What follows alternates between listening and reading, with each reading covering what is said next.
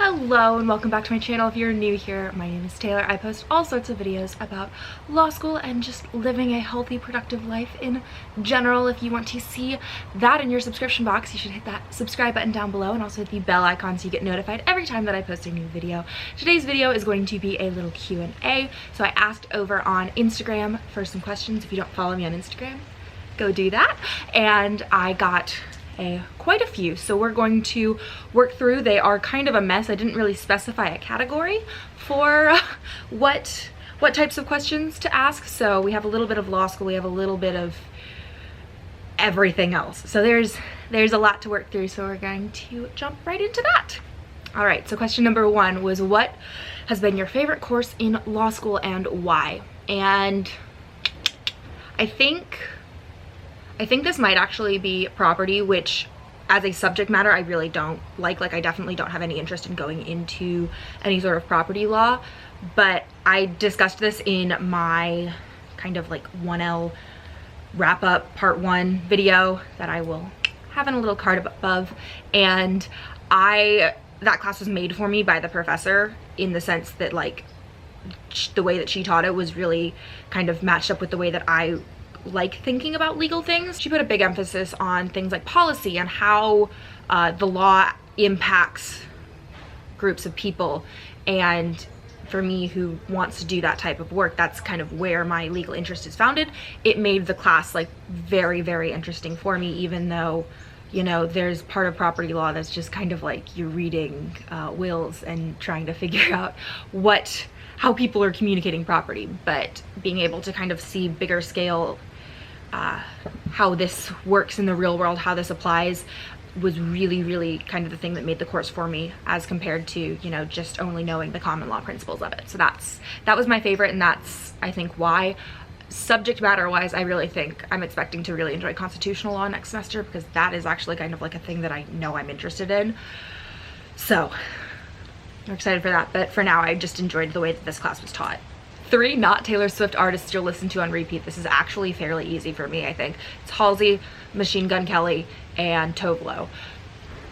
Subject to change, like there's always kind of new artists that pop up that I love, but those 3 have definitely been, I think they might have been my like 2, 3, and 4 on my top artists list on Spotify for the year, so that kind of tells you how much I probably listen to their stuff on repeat. Okay, so was first semester easier or harder than you expected is the next question.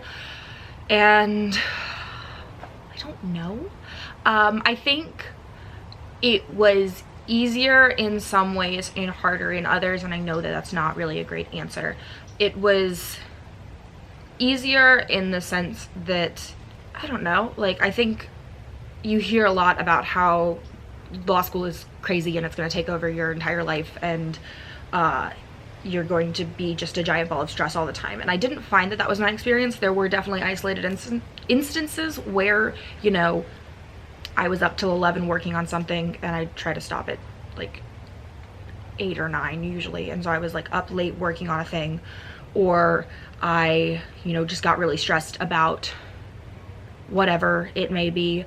But on the whole, I found that as long as I like tried to use my time wisely, it didn't take over my life. It wasn't the only thing I was able to focus on. I was still able to, you know, do YouTube stuff and then read and anything else kind of like that I wanted to do. So I didn't feel like I like lost out on the rest of my life because of it.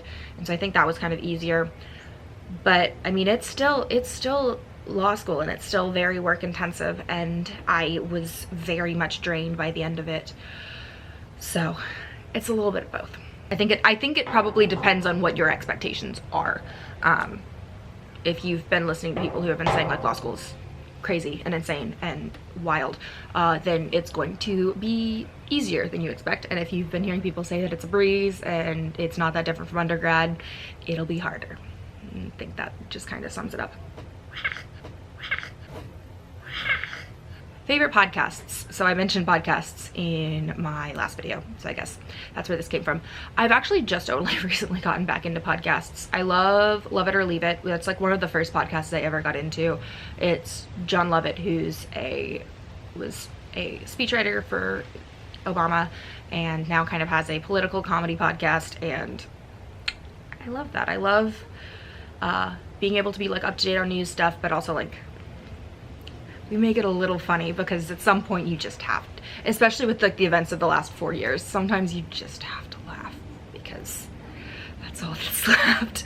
So and then also, as far as other random podcasts, I listen to the Sagittarius Today podcast every single morning. It's my like wake up. It plays on my Google alarm as soon as I wake up. It's just kind of like a tone setting thing for me. I really like that.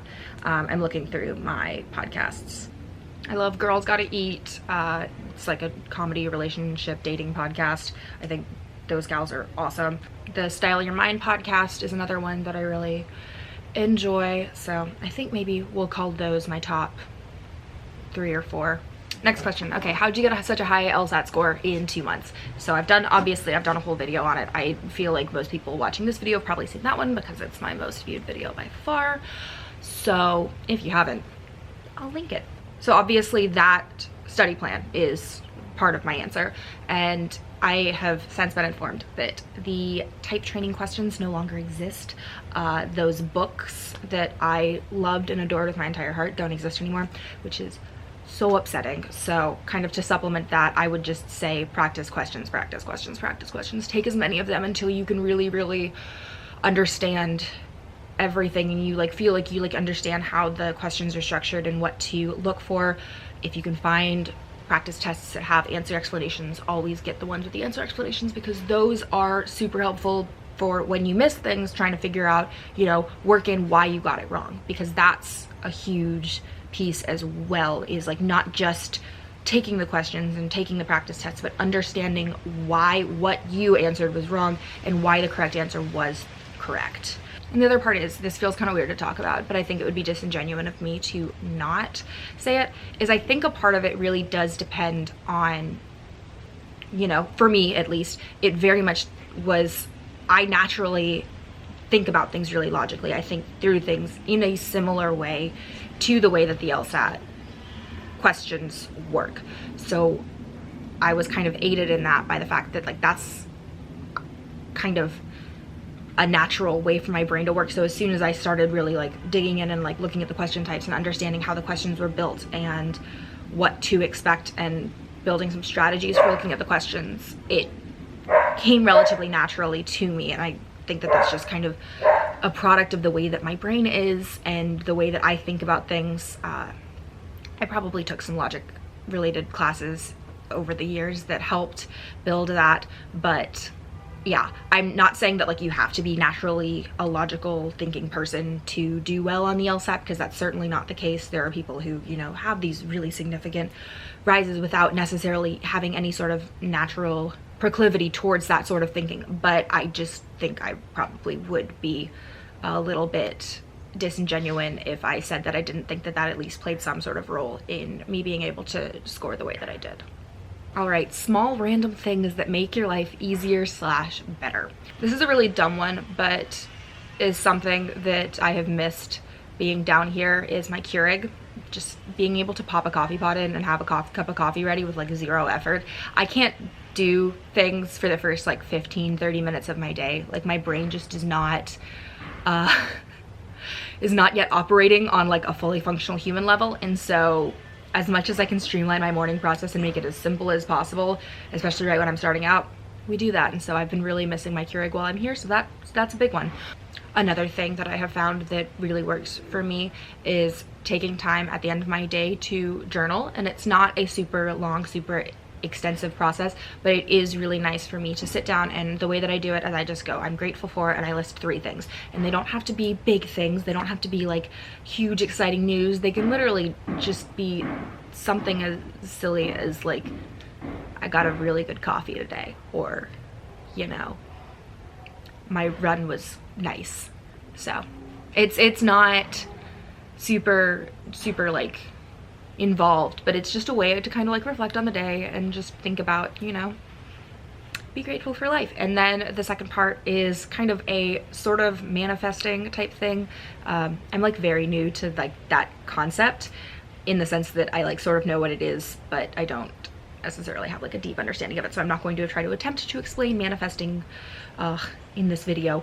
But basically I try to write out for myself like these like I will statements, and they're I will, you know, get a great summer internship is one of the ones that I have on there now, and I will get a great summer internship. And then because I don't want to just like say that and just like have it mean nothing, I had a because. So I will get a great summer internship because I am proactive about looking for opportunities, and I am doing what it takes to stand out in the application and interview process. So that's literally a sentence that I write every single day at the end of every day, and it's just kind of something that I think generally helps boost my confidence and makes me feel like centered in my kind of main goals. So I have like 3 of them that I'll do at the end of every day, and it's more or less writing the same thing over and over again, but the more you write it, the more you start to believe it, and that's what we're trying to do here, is believe it and then achieve it. That sounded corny, but we're gonna leave it in. Also, my cats, like that's a really dumb thing, but like I will get stressed out and just grab one of them, and just giant floof ball in arms is unparalleled. Next question, we got real personal, and it was, what does it look like when you fall in love? And my answer to that one is that your guess is as good as mine. I haven't really been in any super serious relationships, so haven't had a chance to find that one out yet. We'll maybe get there someday, but not yet. How did you choose what schools to apply to? So this one was, I think for the most part, relatively straightforward. So the way that I picked my initial set of schools was that I kind of knew places I wanted to be were like Chicago, New York, DC. I think I had a Boston school or 2 in there, which is really funny because I didn't end up in any of those places. And so I had some schools that I picked based on that, based on location alone, and then started kind of supplementing it with other schools that I was interested in but maybe didn't think I was going to go to, but wanted to apply to for either negotiation purposes with other schools, or just because I thought they looked interesting and I wanted to see if maybe I would change my mind about them in the process. So a lot of them were like T14, T20, because that's where my numbers said that I was gonna have good chances of getting in, and then a couple of slightly lower ones just because I liked having safety options in there as well, just to guarantee it all. And that's kind of how I picked them.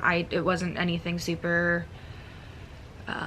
I'd like to say that I did like a ton of research into every single school before I started applying, but honestly I didn't, and I kind of figured it out from there. Just a lot of how I do things is diving in and figuring it out along the way, which is exactly what happened here, which kind of leads into the other question I got, which is, was WashU always your dream school? And the answer to that, as you might have possibly guessed from that answer, was no, it was not. It was a school that I added because I, you know, wanted other schools in my application pool, and then through the application process itself, then kind of really fell in love with WashU through all of my like interactions with all of the people in the admissions office and all of the other people that I talked to, and the way that they were just so wonderful and welcoming. I've done a whole video on why things I wish I knew before I applied to law school, and why kind of I ended up in the right place without meaning to, because I didn't know what I was looking for when I went in. And anyways, yeah, so it was not always my dream school, but I am very, very happy that I ended up there. I think it was very much like the best choice for me. And finally, what is your most important healthy habit? And so this one might not be like the thing that makes me the healthiest, I think, but it's just, I'm picking it because it's kind of the most essential. Like, it's the thing that I should just say what it is. So for me, it is my greens first thing in the morning, every single day. It's just, so much of that is not just the fact that like nutrients, good, obviously, but it's also very much like a mindset thing for me. Like when I start my day with that, like I feel like that's like that I'm starting, the moment that I get out of bed, I'm doing something that's good for myself and I'm doing something healthy, and it feels like it sets the day on a good tone for me to, you know, continue to do healthy things and take care of myself throughout the day. And so in that sense, it's really invaluable as just, you know, a little tone setting thing. And then it's got nutrients and antioxidants and all of those good things in it too. So it's also healthy, but very much a mindset thing for me too. All right, my camera battery is dying, so that's very good timing. I'm out of questions, so that's the end of this video. If you enjoyed it, please give it a thumbs up and that subscribe button so you see more from me, and I will see you guys very soon for another new video. Bye.